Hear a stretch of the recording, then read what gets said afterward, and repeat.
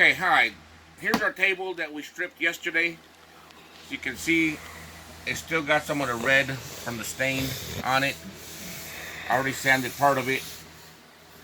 There's parts of it that's got the red still in it.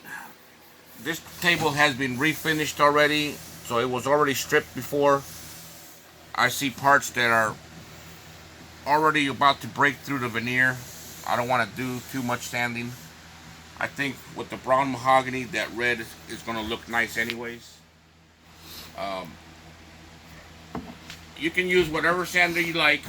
I use Festool. I got two Festools. I got this one. This is the 125. It's a 5-inch random orbital sander. It leaves very little swivel marks. Very little. If you use it right, you barely leave any at all. There's two different types of sandpapers. This brown one is for raw wood. The blue one is for painted surfaces. It's called a VOC. I'm using 150. That's all I need. It's 150 to take that off, open the pores. If you need to go with a heavy grit, you can go whatever grit you need on whatever wood you're using, but go in order. You start with 80, then go to 100, 120, 150. Always stop at 150 on raw wood, because if you do any higher than 150, if you do 220, you're going to close the pores of your wood, and you're going to buff the surface, and you're going to push that very fine sandpaper inside that the sawdust. You're going to push it inside your grit, and when you apply your stain or your whatever you're going to apply to it, it has nowhere to go. It's just going to float on top of the surface.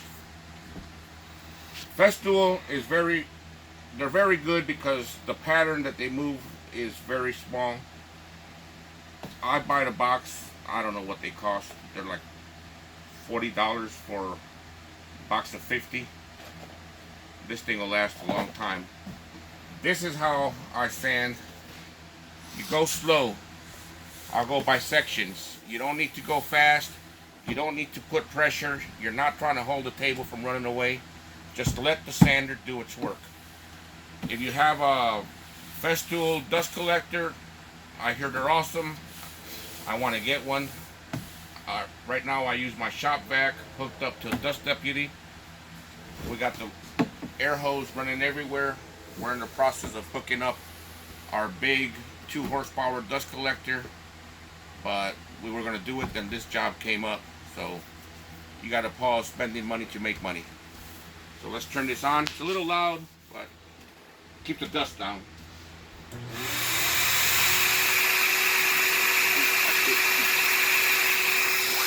Just go slow. It'll work by itself.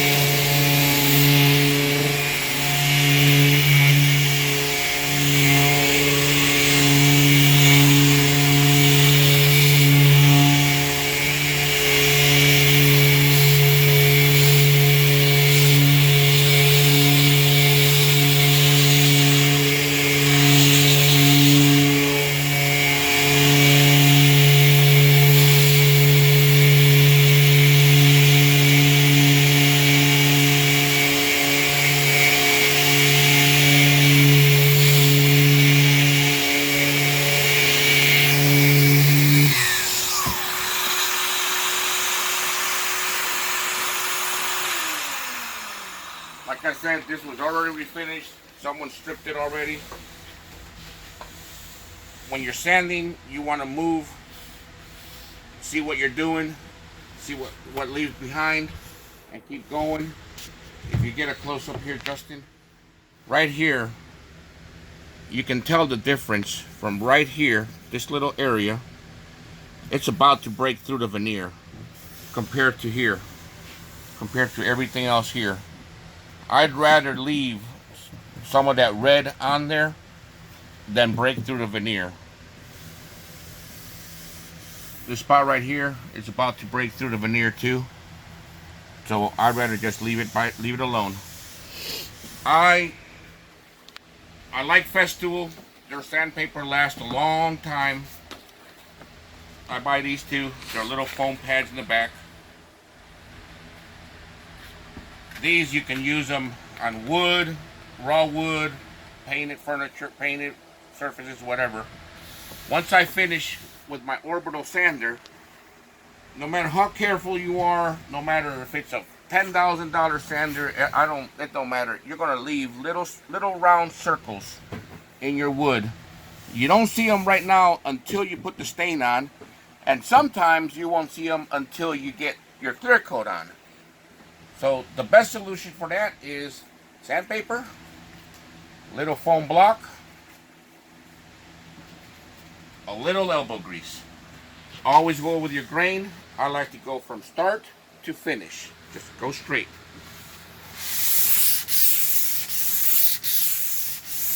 This will get whatever little swirl marks you left behind. It'll get them right out. Look at that. You can see the difference. Beautiful. Just go.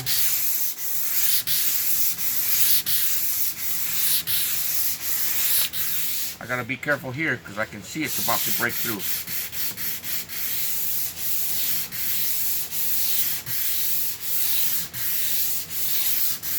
You don't need to put a whole lot of pressure on it, just enough so that the sandpaper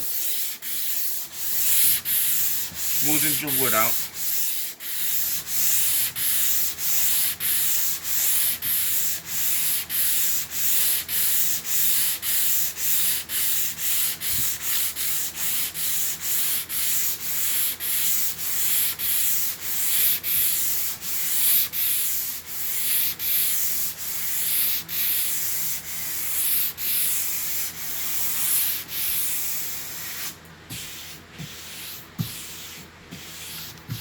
See the difference how it looks? I opened the pores more. You can feel it. Nice and smooth. Now, yesterday when we were stripping this table, I could have worked a little bit easier and left the stripper on a little bit longer, but I was scared because I didn't know how much they had sanded off. And I didn't want that paint stripper penetrating through my veneer to my glue and start lifting it up. If you have something that's solid wood, you can leave that stripper on another 5 minutes. It'll make it a whole lot easier. One thing I forgot to explain yesterday. Where's my knife? The putty knife. Right here, bud. Right here. When you're lifting the stripper, you want your knife and your surface at about a 45-degree angle, and you just want to be careful not to damage the veneer. Put a little bit of pressure on it. You just want to bend it a little bit and just go with it. If you lay it down too flat, what it is this bottom part right here is going to hit your wood, and you're just pushing it inside the grain. You want about a 45-degree angle. You want to start on an edge, start from there, start opening it up, open up, open up, open up, and go with it. You don't want to do this, put too much pressure, because all you're doing is pushing that stripper into the veneer, into the wood, to whatever you're doing. So just keep it like this. So I'm going to finish sanding this side and the two leaves. This was the reddest one. This is not so bad. The leaves came out pretty good. I'm gonna finish doing these, and I'll do a video of staining with brown mahogany gel stained. See you in a bit.